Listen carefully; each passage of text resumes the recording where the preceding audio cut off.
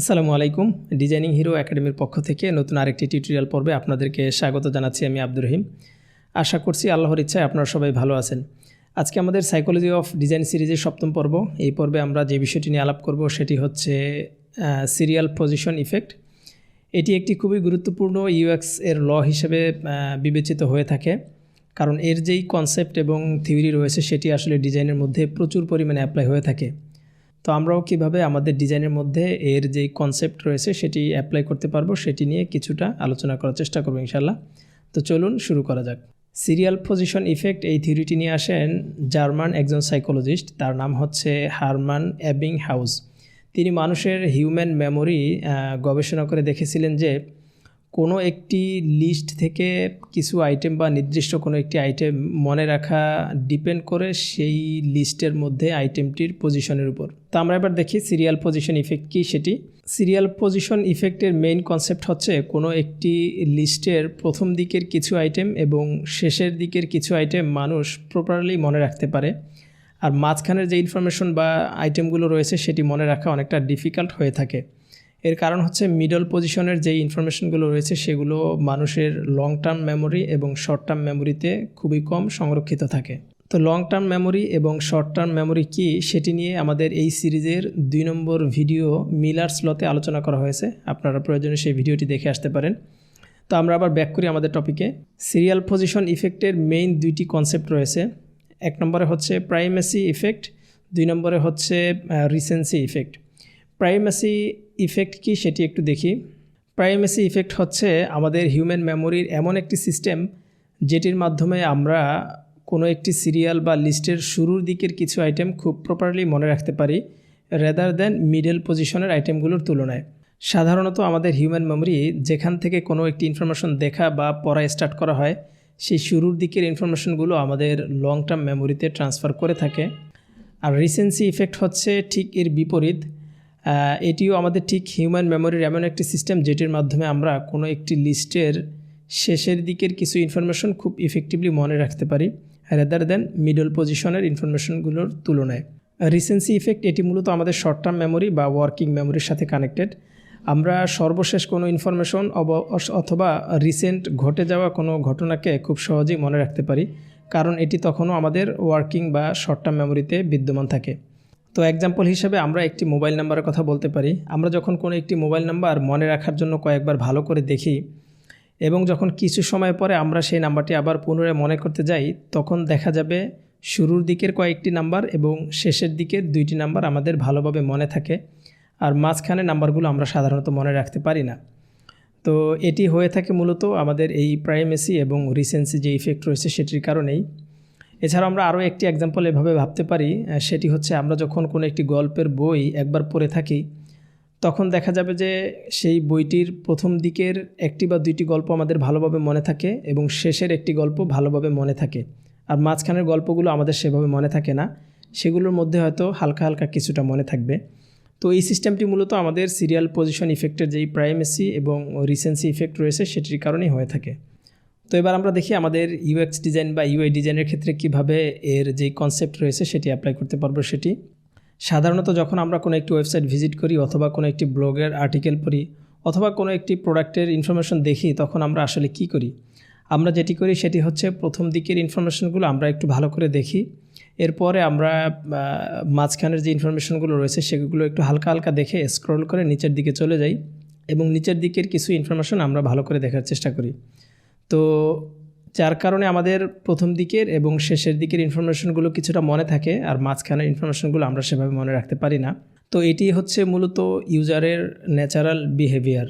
তো 1 নম্বরে আমরা যেটি করতে পারি সেটি হচ্ছে আমাদের কাছে ডিজাইনের জন্য যেসব ইনফরমেশন থাকবে সেগুলোর মধ্যে মোস্ট ইম্পর্ট্যান্ট ইনফরমেশনগুলো আমরা শুরুর দিকে রাখার চেষ্টা করব।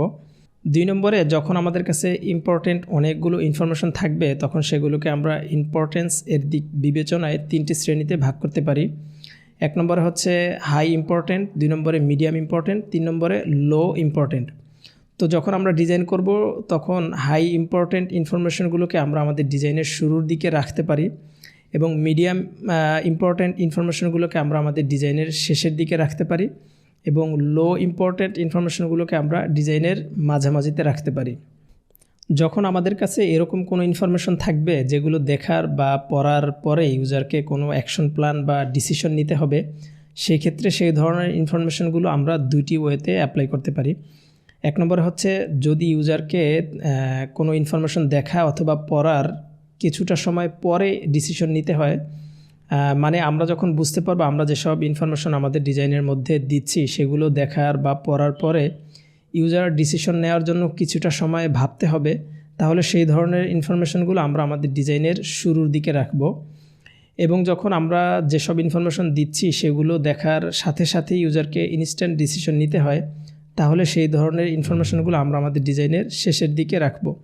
কারণ ম্যাক্সিমাম ক্ষেত্রে মানুষ সর্বশেষ ইনফরমেশনের উপরে ডিপেন্ড করেই ডিসিশন নিয়ে থাকে। তো আমরা একটি এক্সাম্পল দেখি, তাহলে বিষয়টি আরেকটু ক্লিয়ারলি বুঝতে পারবো। আমরা কোনো একটি ওয়েবসাইটের হোম পেজের কথা এক্সাম্পল হিসেবে বলতে পারি। সাধারণত ওয়েবসাইটগুলোর হোম পেজগুলোতে এই সিরিয়াল পজিশন ইফেক্ট খুবই অ্যাপ্লাই হয়ে থাকে, কারণ সাধারণত ইউজার সর্বপ্রথম কোনো একটি ওয়েবসাইটের হোম পেজে ভিজিট করে থাকেন। তাই হোম পেজের শুরুর দিকে সেই কোম্পানির ব্র্যান্ডিং রিলেটেড যেসব ইনফরমেশন রয়েছে এবং তাদের ইউনিক যেসব কোয়ালিটিস এবং স্ট্রেংথ রয়েছে সেগুলোকেই প্রেজেন্ট করা হয়ে থাকে, যাতে করে এইসব ইনফরমেশনগুলো ইউজারের ব্রেনে গেঁথে যায়। আর এই ধরনের ইনফরমেশনগুলোই মূলত যে কোনো একটি বিজনেস অথবা ব্র্যান্ডকে বুস্ট করে থাকে। তাই আমরা বলতে পারি এখানে মূলত প্রাইমেসি ইফেক্ট অ্যাপ্লাই করা হয়েছে। আর হোম পেজগুলোর শেষের দিকে রাখা হয়ে থাকে ইউজার টেস্টিমোনিয়ালস অথবা ইম্পর্ট্যান্ট যেসব সার্টিফিকেটস রয়েছে সেগুলো। এইসব ইনফরমেশনগুলো ইউজারের ব্রেনে একটি পজিটিভ ইম্প্যাক্ট তৈরি করে, যার ফলশ্রুতিতে ইউজার সেই প্রোডাক্টটি পারচেস করা অথবা সেখান থেকে সার্ভিস গ্রহণ করার প্রতি সে ডিসিশন নিয়ে থাকে। তো আমরা বলতে পারি এখানে এই শেষের দিকে রিসেন্সি ইফেক্ট যেটি রয়েছে সেটি অ্যাপ্লাই করা হয়েছে। আর হোম পেজের মিডল পজিশনে মূলত কোম্পানির সার্ভিস এবং প্রোডাক্টের যেসব ডিটেলস বা ফিচার্স রয়েছে সেগুলো আপনার দেয়া থাকে। তাই বলা যায় সিরিয়াল পজিশন ইফেক্ট একজন ওয়েব ডিজাইনারকে আরও ইফেক্টিভ এবং বেটার ইউজার ইন্টারফেস তৈরি করতে সহায়তা করে থাকে। তো এখানে একটি বিষয় আমাদেরকে আরেকটু ক্লিয়ার হতে হবে, সেটি হচ্ছে কোন ইনফরমেশনগুলো আমরা আমাদের ডিজাইনের বা ওয়েবসাইটের শুরুর দিকে রাখবো এবং কোনগুলো আমরা শেষের দিকে রাখবো, সেগুলোর আসলে কোনো স্পেসিফিক কোনো রুলস নেই। এক্ষেত্রে আমাদেরকে একটি কনসেপ্ট ক্লিয়ারলি মাথায় রাখতে হবে, সেটি হচ্ছে আমরা জেনেছি সিরিয়াল পজিশন ইফেক্টের দুইটি মূল কনসেপ্ট হচ্ছে প্রাইমেসি ইফেক্ট এবং রিসেন্সি ইফেক্ট। প্রাইমেসি ইফেক্ট হচ্ছে আমাদের লং টার্ম মেমোরির সাথে কানেক্টেড, আর রিসেন্সি ইফেক্ট হচ্ছে আমাদের শর্ট টার্ম মেমোরির সাথে কানেক্টেড। তাই যখন কোনো ইনফরমেশনকে আমরা ইউজারের ব্রেনের মধ্যে দীর্ঘদিনের জন্য গেঁথে দিতে চাই, সেই ধরনের ইনফরমেশনগুলোকে আমাদেরকে শুরুর দিকে রাখতে হবে।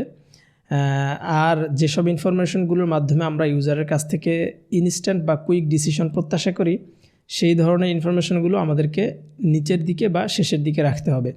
কারণ সর্বশেষ ইনফরমেশনের উপরে ডিপেন্ড করেই মূলত ইউজার যে কোনো ডিসিশন নিয়ে থাকে, কারণ মানুষ মূলত তাদের শর্ট টার্ম মেমোরির মাধ্যমেই যে কোনো ধরনের ডিসিশন নিয়ে থাকে। তো ফাইনালি আমরা যেটি বলতে পারি সেটি হচ্ছে সিরিয়াল পজিশন ইফেক্ট মানুষকে কোনো ইনফরমেশন মেমোরাইজ করার ক্ষেত্রে খুবই ইফেক্টিভ ভূমিকা পালন করে থাকে।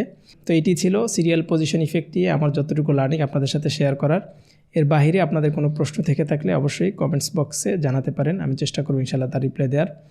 তো সর্বশেষ একটি বিষয় স্মরণ করিয়ে দিচ্ছি, সাইকোলজি অফ ডিজাইন সিরিজের মধ্যে ইউএক্সের আরও গুরুত্বপূর্ণ 6টি ল নিয়ে আমি আলোচনা করেছি। আপনারা যারা দেখেননি তারা প্রয়োজনে এই প্লেলিস্ট থেকে দেখে আসতে পারেন। তো যদি ভিডিওটি আপনার কোনো উপকারে এসে থাকে তাহলে লাইক, কমেন্ট অথবা শেয়ার করার মাধ্যমে আমাকে ইন্সপায়ার করতে পারেন এবং প্রয়োজনে এরকম ভিডিও দেখার জন্য চ্যানেলটি সাবস্ক্রাইব করে রাখতে পারেন।